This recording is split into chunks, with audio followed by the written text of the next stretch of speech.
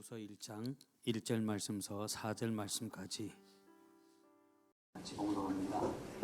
예수 그리스도의 종이며 사도인 시몬 베드로는 우리 하나님과 구주 예수 그리스도의 의를 힘입어 동일하게 보배로운 믿음을 우리와 함께 받은 자들에게 편지하노니, 하나님과 우리 주 예수 그리스도를 알므로 은혜와 평강이 너희에게 더욱 많을지어다.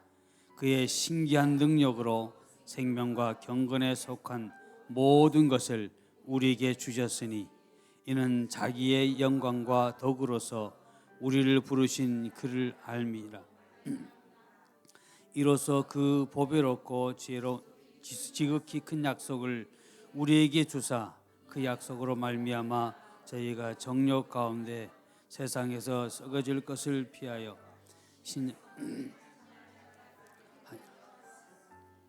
아멘.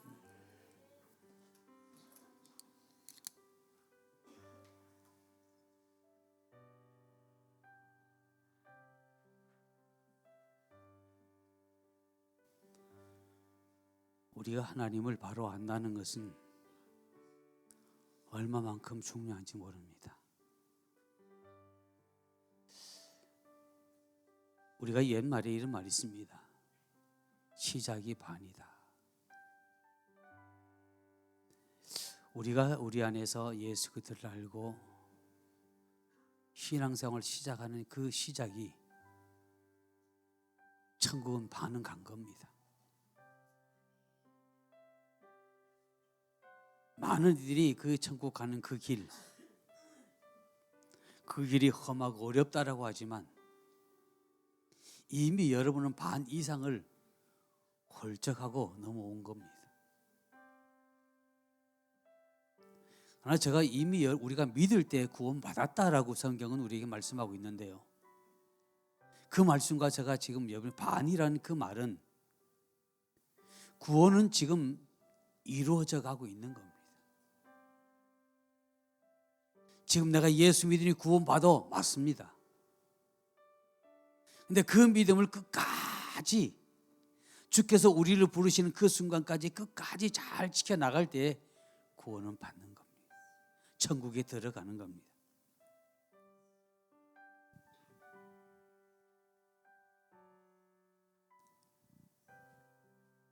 어느 한 마을에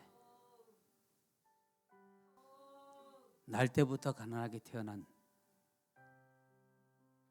어린 처자가 있습니다. 그는 부모를 잘못 만나서 가난하게 태어났고, 가난하게 태어났기 때문에 그는 모든 이들에게 가서 구걸할 수밖에 없습니다. 그런 어느 날 한 사람을 만났습니다. 그 남자를 친구를 만났는데 그 남자친구 또한 자신과 입장이 너무 비슷한 겁니다. 이 남자는 그 여자친구 거지 소년의 마음이 끌리기 시작했습니다. 그래서 그 거지 처녀와 더불어서 알게 모르게 마음의 사랑의 싹을 틔워가고 있습니다. 근데 어느 날 이 소년이 자기의 친구에게 얘기합니다. 나가 누군 줄 알아? 내가 그래도 이 나라의 왕자야 라고 얘기합니다. 그랬더니 그 말을 들었던 그 소녀가 피식 웃으면서 그래 너는 내게는 왕자일지 몰라도, 다른 사람은 어떻게 몰라도 내게는 왕자인 것은 분명해. 그리고 지나갔습니다. 그리고 어느 시간이 지나가서 또 이 친구가 얘기합니다. 남자친구가 그 여자친구에게 나는 정말 이 나라의 왕자야 라고 얘기합니다. 그랬더니 그 여자친구 한 얘기가 그래 맞다니까, 넌 나의 왕자가 맞아 라고 그렇게 또 지나갔습니다. 근데 어느 날 이 남자친구가 내가 지금 멀리 좀 갔다 와야 될 테는데 너 그동안 왕자의 나를 잘 기억하고 있어 라고 말하고는 떠나갔습니다. 그리고 한 1년인가 2년이라고 하는 그 시간이 지났습니다. 그 시골이라고 하는 작은 마을에 갑자기 온 동네가 떠들썩하는 겁니다. 왜? 나라에 정말 높으신 분이 떴다는 겁니다. 그래서 모든 이들이 정말 굉장히 바쁘게 돌아갑니다. 이 거지 소녀가 그 높은 사람이 누군지를 궁금했습니다. 그래서 지금 나도 한번 그곳에 가봐야지. 근데 한 젊은 아주 키도 크고 멋있게 생긴 한 젊은이가 한 사람이 가까이 하는 사람들 데리고 제게 가까이 오면서 예, 내 누군지 알아? 라고 얘기합니다. 소녀는 아무리 알 것 같기도 한데 전혀 모르는 사람입니다. 왜? 지금까지 내 인생 가운데 그렇게 잘 살고 그렇게 멋진 사람 만나보지 못했습니다. 근데 많은 신하들을 데리고 함께 나타났던 그 사람을 알아볼 수 없는 겁니다. 근데 많은 이들은 지금 그 앞에 엎드려져 있습니다. 왕자님이 오셨다고요. 글쎄 저는 잘 모르겠는데요 라고 말하자 소녀가 말하자 소녀는 얘기합니다. 야, 내가 네 왕자잖아 라고 합니다. 그 목소리에 다시 한번 눈을 뜨고 자세히 보니까 그 친구가 맞았습니다. 여자친구가 뭐라고 그랬을까요? 야, 너가 정말 그러면 이 나라 왕자였다는 거야? 그래. 근데 너는 내가 이 나라의 왕자라고 했지만 너는 내게 말하기를 그래 너는 내 왕자다. 나의 왕자라고 하지 않았느냐. 그러니까 난 너의 왕자다. 그래서 내가 너를 데리러 왔다는 겁니다.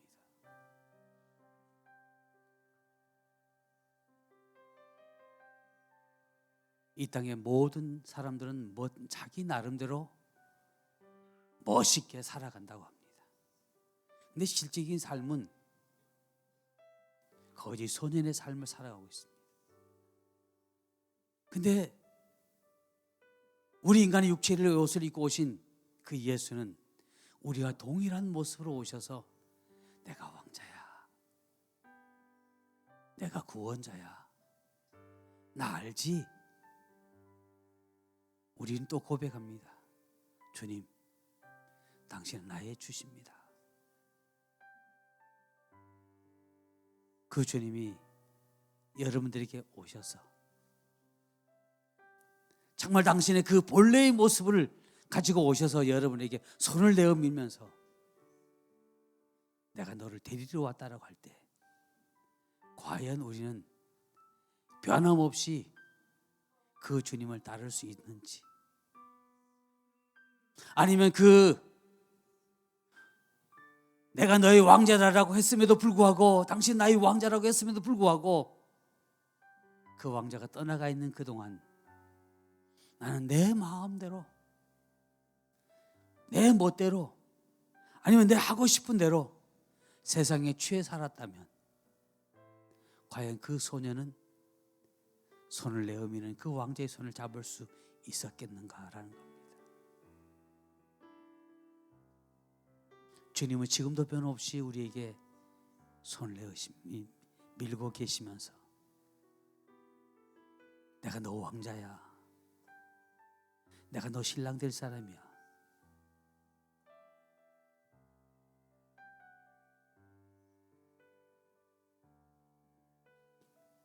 그 살아가는 왕자가 변화되었을 때 처음에는 얼굴을 못 알아봤지만 너가 내게 말하기를 너는 내 마음속의 왕자라고 고백했던 말 너가 기억하니? 라고 했을 때 다시 얼굴을 들어서 그 왕자를 보면서 정말 너 맞아 라고 반가이 맞이할 수 있었던 것처럼 오늘 저와 여러분에게도 그러한 일들이 일어나기를 주의 이름으로 축복합니다. 분명한 것은 하나님께서 우리에게 여러분에게 믿음을 주셨습니다. 우리 모두에게 믿음을 주신 것은 분명한 사실입니다. 그럼 그 믿음을 간직하는 것이 문제가 아니라 우리는 그 믿음을 키워가야 됩니다. 아, 내가 저 사람을 사랑해. 내가 저 사람을 믿어.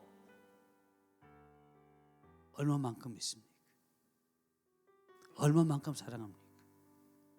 정말 우리가 누구를 믿는다면, 누군가를 사랑한다면 그 사랑하는 그만큼, 아니면 내가 그 사람을 믿는다면 믿는 만큼 우리는 거기에 따른 희생도 함께 그곳에 포함되어 있는 겁니다. 어쩌면 우리 자신을 가만히 돌아보면 내가 주님을 사랑하고 주님을 믿는다고 하면서도 나는 거기에 희생의 대가는 치르지 않으려고 합니다. 나는 오직 그 사랑만, 믿는 그 믿음만, 말만 가지고 살아가려고 합니다. 믿음은 성장하는 겁니다.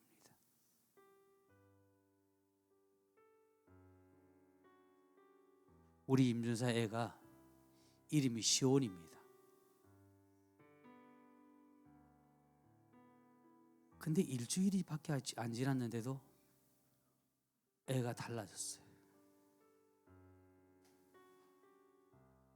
가끔 가다가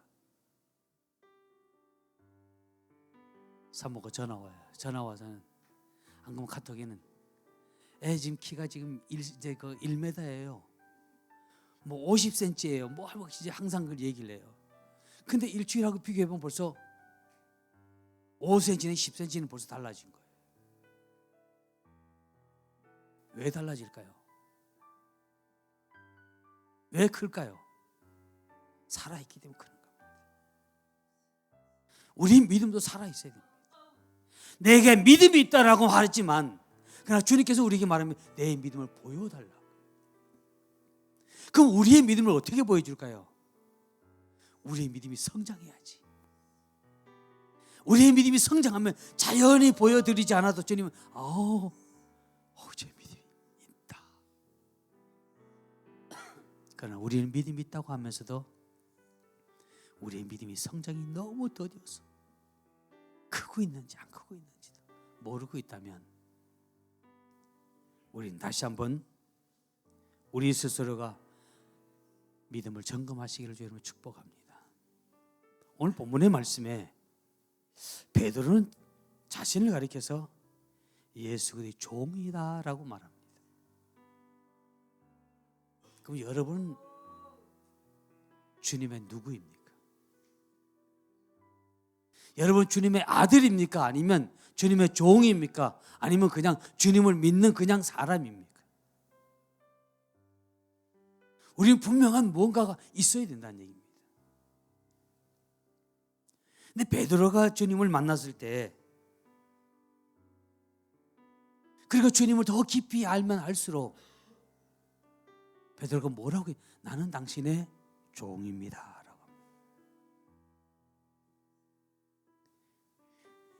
내가 주의 종이라고 하는 그 사실을 모든 이들이 계속 볼 수 있도록 편지로 써서 나는 주의 종이다 라고 선포했습니다. 이 당시에서는 종이라고 하는 그 말은 바로 노예를 지칭하는 겁니다. 나는 예수의 노예입니다. 누가? 베드로가 지금 나는 예수 그리스도의 종이다, 다시 예수 그리스도의 노예입니다라고 고백했던 그 시대가 언제 시대라고 하면 교회가 지어지고 모든 이들이 베드로를 사도라고 대사도라고 부르고 바로 그러한 때입니다. 대사도요. 그리고 교회 지도자인 그 베드로가 고백한 한마디는 나는 예수 그리스도의 종이다라는 얘기입니다. 근데 여러분이 아시다시피 복음서에 보면 베드로가 나는 예수 그리스도의 종입니다라고 한 말이 없습니다. 근데 주님이 승천하시고 이제 사도로서의 그 역할을 잘 감당하는 그 한 과정 가운데서 나는 예수 그리스도의 종입니다. 노예입니다. 라고 했습니다. 제가 찾아보니까 노예는 생명권도 없고요, 재산권도 없고 자유도 없고 자기 권리를 주장할 수 있는 신분이 결코 아니고 오직 모든 그러니까 주인에게부터 사람 대접 못 받는 그러한 신분입니다. 근데 그 베드로가 나는 하나님이 나를 사람 대접 안 해줘도 괜찮습니다. 나는 예수께서 말하면 우리 다 들쓰는 죄인입니다. 나는 내 안에서, 나는 예수 안에서 나는 자유함을 포기합니다. 그걸 지금 선언하는 겁니다.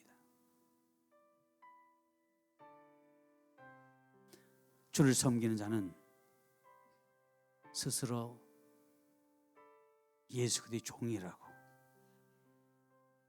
섬기며 예수 그리스도를 세워 나가야 되는 겁니다. 그러면 여러분들은 예수 그리스도를 뭘로 고백합니까? 아들의 일로 고백합니까? 아니면 종으로 고백합니까? 참 궁금해요. 주님은 하나님과 동등됨력을 받지 아니하시고 이 땅에 오셔서 우리 위해서 십자가에 죽으셨습니다. 그래서 날 구속하셨습니다. 그러기에 지금 그 은혜에 감격해서 베드로는 나는 당신의 종입니다 라고 합니다. 근데 왜 예수님과 같이 공부하고 다니는 그때 복음서에는 왜 예수 그리스도를 가리켜서 나의 주라고 나는 예수 그리스도의 종이라고 고백하지 않냐고, 왜 신약 시대에 와서만 그렇게 얘기했을까요? 왜 주님이 승천하시고 난 후에 그랬을까요?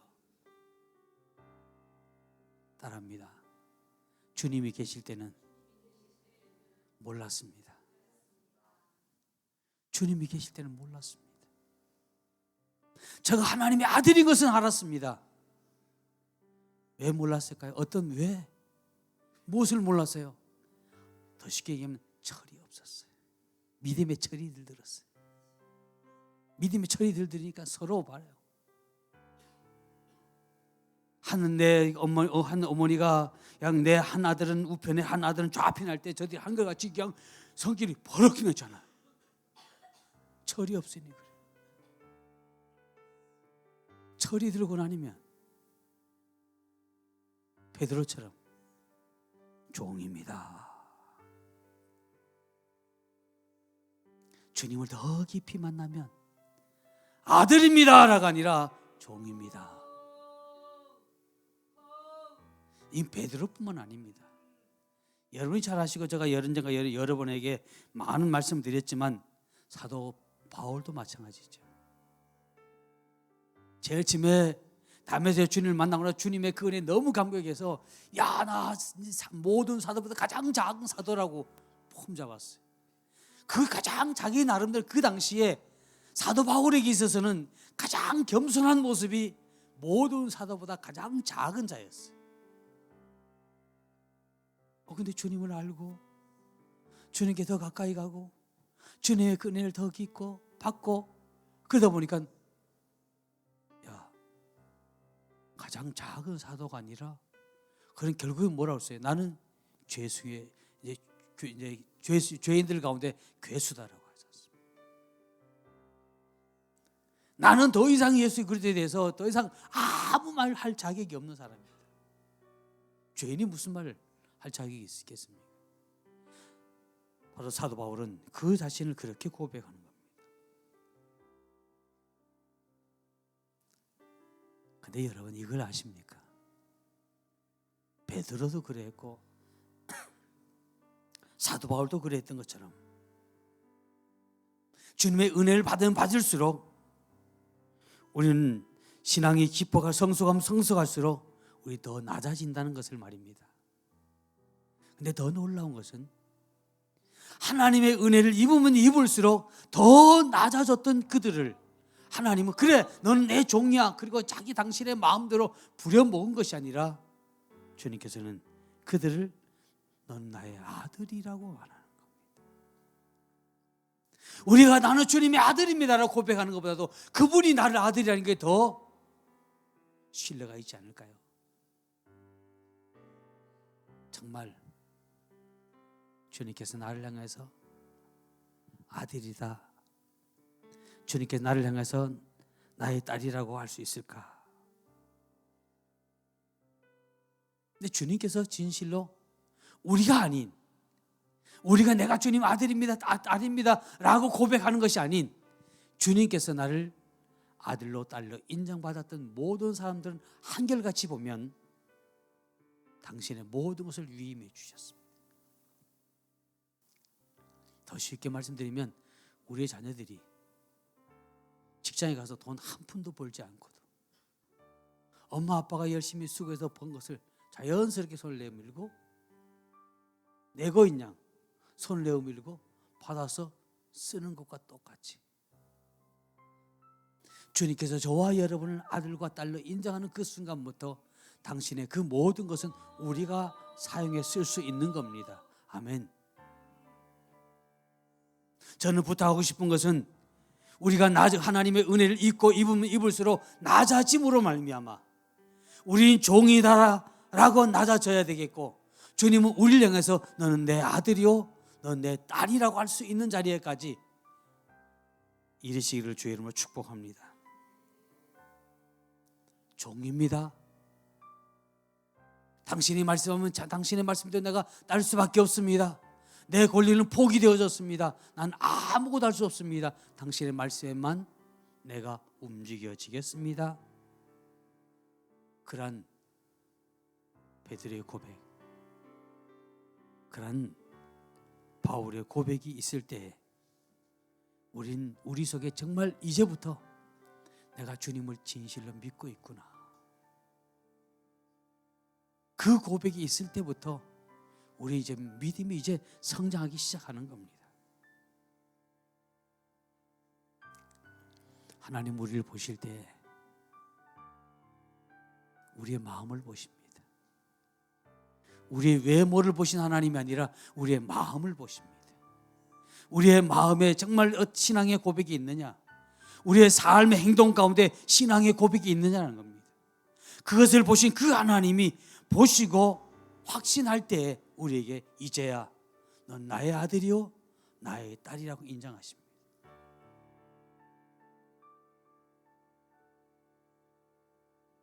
우리 찬양 가운데 주가 나를 연단하신 후에는, 주가 나를 연단하실 때 내가 파김치가 되어지고, 주가 나를 연단하실 때 나는 죽을 마시고, 주가 나를 연단하실 때는 정말 살 의미가 잃어버린 것처럼 캄캄하게 보이지만, 그러나 주가 나를 연단하신 후에는 정금같이 나온다. 가장 보배롭고 아름다운 모습으로 나온답니다.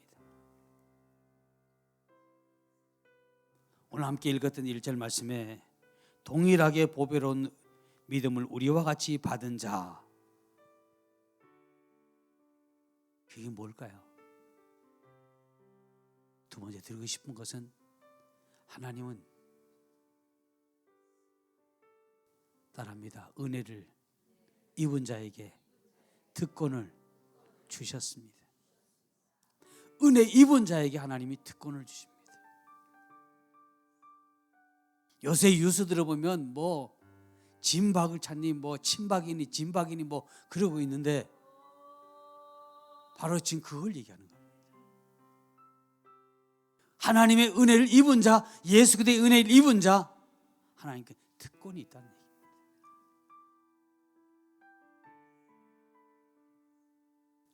베드로를 믿음의 종으로 이르기까지 하시더니 그에게 영원한 생명을 주셨습니다.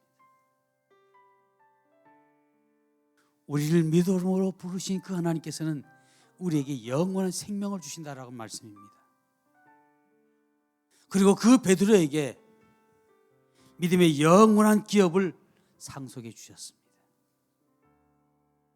사실 베드로에게 주신 것이 아니라 보배로운 믿음을 우리와 함께 받은 자, 보배로운 믿음을 함께 가진, 다시 살아있는 그 믿음, 성장하는 믿음, 생명 있는 믿음, 어느 때든지 끝까지 나 자신을 인내하고 지키고 간직할 수 있는 그 믿음을 소유한 자들에게 하나님께서 주신 것은 영원한 생명을 주셨고 영원한 천국의 기업을 주셨다라고 성경은 말합니다. 여러분에게서는 제가 이 말씀을 준비하면서 어떤 사람이 귀한 사람일까? 머리에 지식과 지혜가 많은 사람이 귀한 사람일까? 아니면 여기 금배지를 딱 달고 있는 그 사람이 귀한 사람일까? 아니면 많은 재물을 가지고 있는 사람이 귀한 사람일까? 여러분 누구라고 생각합니까? 그러면서 제가 이래서 혼자 생각하면서 생각합니다. 그러면 나는 뭘 가지고 있나? 저 자신을 가만히 보니까 저들보다가 지혜롭고 지식이 많은 것도 아니고 제 역의 어깨 위에 금배지가 달려있는 것도 아니고 감리교 목회 30년 됐다고 금배지 주긴 줍디다. 십자가 배지를 성령 30년 기념으로 중부 연회에서 주더라고요.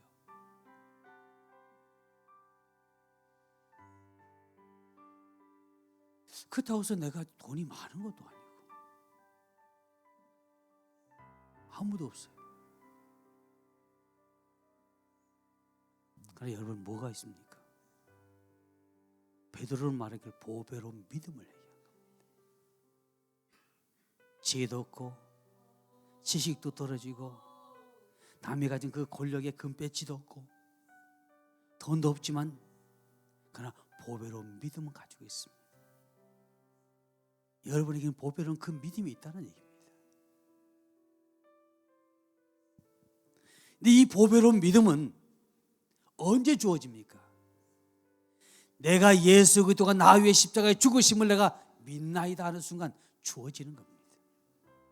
우리가 뭔가 대가를 치르고 뭔가 수고하고 여러분 뭔가 애쓰고 뭔가 해놓아야지만 주어진 것이 아니라 그냥 예수 그리스도의 십자가의 그 사건을 그대로 믿고 그가 나를 위해 십자가에 죽으신 것을 믿을 때 보배로운 믿음이 주어졌습니다. 아멘. 근데 사도 바울이 말했던 그 보배로운 믿음을 우리에게 함께 받은, 우리와 함께 받은 이 자들이라는 그 말은 내가 그 보배로운 믿음을 받고 그것을 가만히 간직하고 나 그 믿음의 있으니 천국 갈 거야 라고 가만히 있는 자가 아니라 그래서 애쓰고 수고하고 노력하고 희생하고 때로 인내하는 그런 자를 얘기하는 겁니다.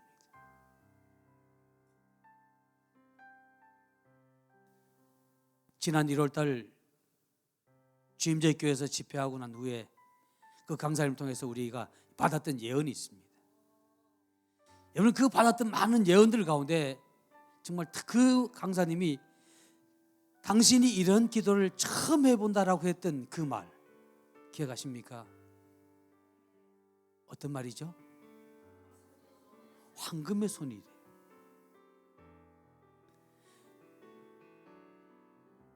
황금의 손이 우리 센천 중앙교회에 나타났다는 얘기입니다. 그럼 황금의 손이 나타났다고 해서 그 황금의 손이 나타났다고 해서 우리가 복을 받을까요? 여러분이 정말 하는 일마다 다 잘 될까요? 그 황금의 손이 닿는 곳마다 다 잘 된다라고 했어요. 과연 정말 다 잘 될까요?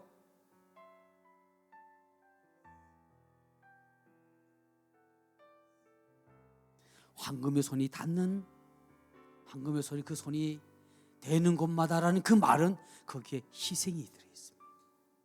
수고가 있는 겁니다. 인내함이 있는 겁니다. 가만히 있는 것이 아니라 내가 수고하는 겁니다. 움직이는 겁니다. 다시 말씀드리면 하나님께서 우리에게 많은 큰 복을 주신다고 약속은 하셨지만 내가 움직이지 않고 가만히 있으면 그 복은 아닙니다. 믿음으로 손을 대십시오. 믿음으로 헌신하십시오. 믿음으로 인내하십시오. 믿음으로 여러분 내 것으로 취하십시오. 때로는 그것이 내 육체 가운데, 내 몸 가운데 힘들게 느껴질 때도 있을 겁니다. 그럼에도 불구하고 내가 되는 게 아니라 하나님께 내게 그런 손을 주셨기에 나는 믿음으로 됩니다. 여러분의 손은 믿음의 황금손입니다. 그 손을 여러분이 되는 겁니다. 그럴 때 하나님의 역사는 일어나는 겁니다. 일하지 않는 자는 먹지도 말라라고 했죠. 그 손에 수고하는 겁니다. 희생하는 겁니다.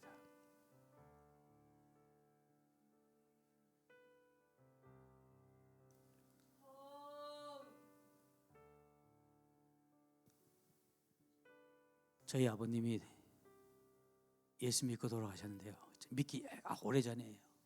저 어렸을 때. 야, 교회 간다고 네가 교회 간다고 해서 구원받은 천국 가냐? 이 세상에서 내가 착하게 살면 천국 가지. 저희 아버님 항상 그런 얘기 하셨어요.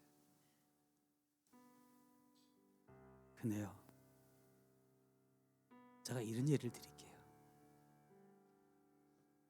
감옥에서 착한 일 많이 했다고 해서, 감옥에서 착한 일 많이 했다고 해서 여러분이 원할 때 언제든지 자유롭게 다닐 수 있어요? 길거리에? No. 비록 나는 허물이 많고 비록 나는 부족한 거 있지만 믿음 안에서 주님께 내게 자유함을 주셨기에 우리는 다니는 겁니다.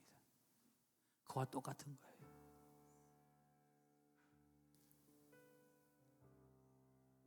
하나님께서 우리를 하여금 천국 백성 되도록 보배로운 믿음을 주셨고, 우리는 그 보배로운 그 믿음을 끌어안고 그 믿음이 성장되어져 갈 때 하나님이 우리의 삶 가운데 역사하신 줄 믿으시기를 주님을 축복합니다. 마지막으로 드리고 싶은 말씀은 보배로운 믿음, 성장하는 그 믿음에는 은혜와 평강이 있습니다.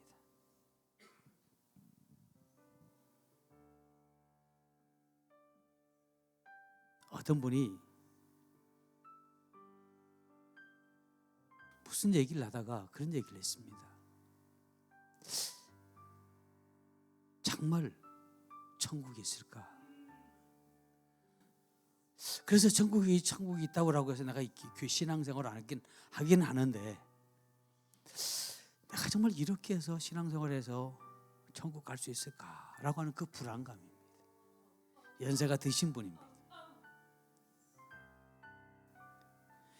그래서 열심히 교회는 나오긴 나오는데 내가 아직까지 천국 갈 수 있을까 없을까? 제가 그런 얘기했습니다. 은혜 받으면 됩니다. 천국 가고 안 가고는 은혜 받으면 알게 됩니다. 근데 은혜 받지 않으면 항상 이 속에 두렵습니다. 두렵다는 그 말은 마음의 은혜와 평강이 우리 속에 사라졌다는 얘기죠. 마음 평강과 은혜가 사라졌다는 그 말은 내 삶은, 내가 교회는 성기찬식 교회는 아니지만 지옥의 삶을 살고 있지 않나? 라고 느낄 만큼. 여러분 어떻습니까? 찬송가의 가사처럼 내 마음 평안해. 우리가 내 마음 평안해 노래만 한다고 해서 찬송가를 부른다 해서 평안해지나요? 아니요. 주의 은혜가 우리 가운데 오면 됩니다. 주의 은혜가 우리 가운데 오기 위해서는 우리가 해야 할 일이 있습니다. 주께서 나의 십자가의 죽으심을 믿는 겁니다. 그리고 그 믿음을 키워나가는 겁니다. 그러면 마음이 평안합니다. 제가 아까 말씀드렸던 것처럼 자녀들이 나가서 돈 한 푼 벌지도 않고도 자연스럽게 와서 맡겨놓은 것처럼 나 책 사야 되는데요. 나 뭐가 필요한데요. 부모인 여러분들은 빚진 것, 자녀들에게 빚진 것 하나도 없으면서도 빚진 것처럼 매일 손 내밀 때마다 그냥 이게 자유한 자의 삶입니다. 우리 애들은 자유해요. 언제 손 내밀면 그냥 다 나올 줄 알고 그냥 손 내밀죠. 근데 우리는 내가 하나님의 자녀이면서도 불구하고 항상 우리는 자유하지 못해. 뭔가 좀 불안해. 자유하시기를 주의 이름으로 축복합니다.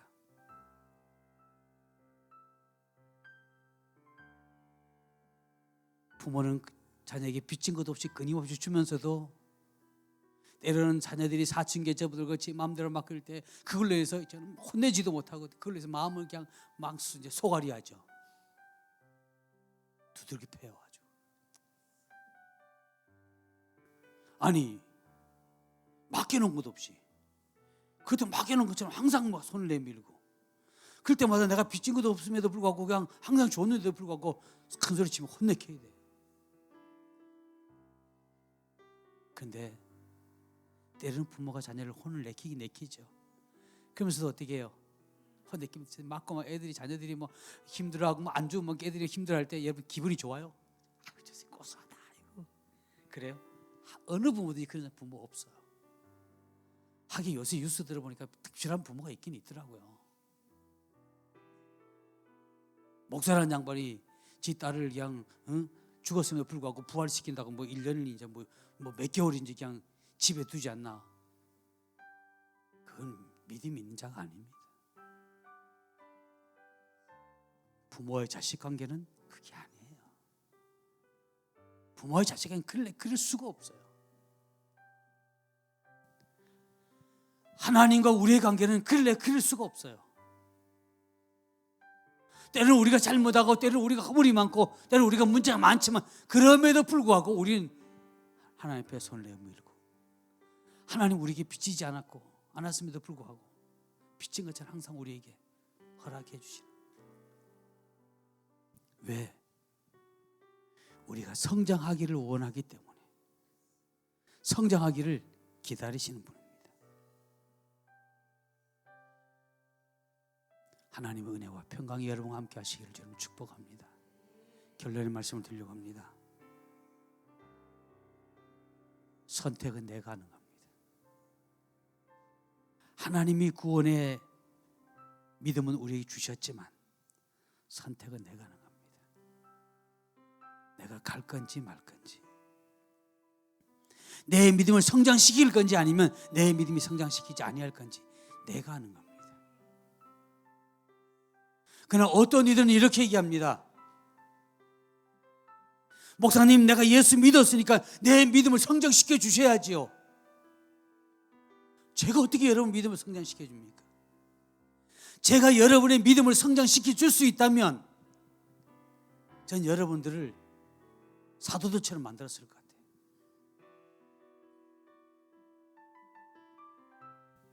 우리가 하나님께서 하나님 내게 믿음을 더하소서 라고 한다면 하나님도 얘기할 거예요. 야, 그 믿음은 내가 너에게 구원시켜준 그 믿음만 딱 주고 그걸로 끝나야지. 내가 너의 믿음을 성장시킨 것은 나는 절대 못해. 너가 하는 거야. 하나님도 그러십니다.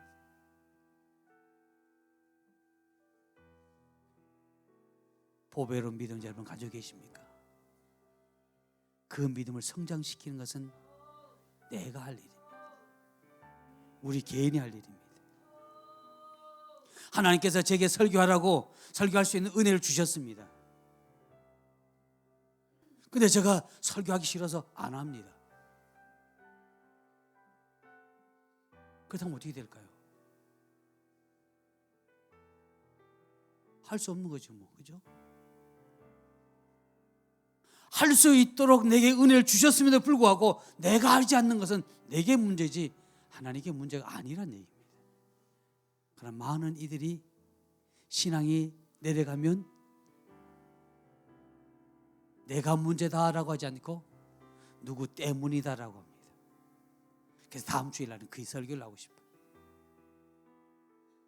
한 주간 제가 그 설교를 준비해서 다음 주에는 그 설교를 하고 싶어요. 왜? 우린 그 안에서 빨리 벗어나야지. 이제 어린아이의 그 신앙을 벗어나서 장성한 자의 모습처럼 이제 딱딱한 음식도 어떠한 것도 다 소화시킬 수 있는 여러분 되시기를 주의 이름으로 축복합니다. 기도하시겠습니다. 거룩하신 아버지 하나님,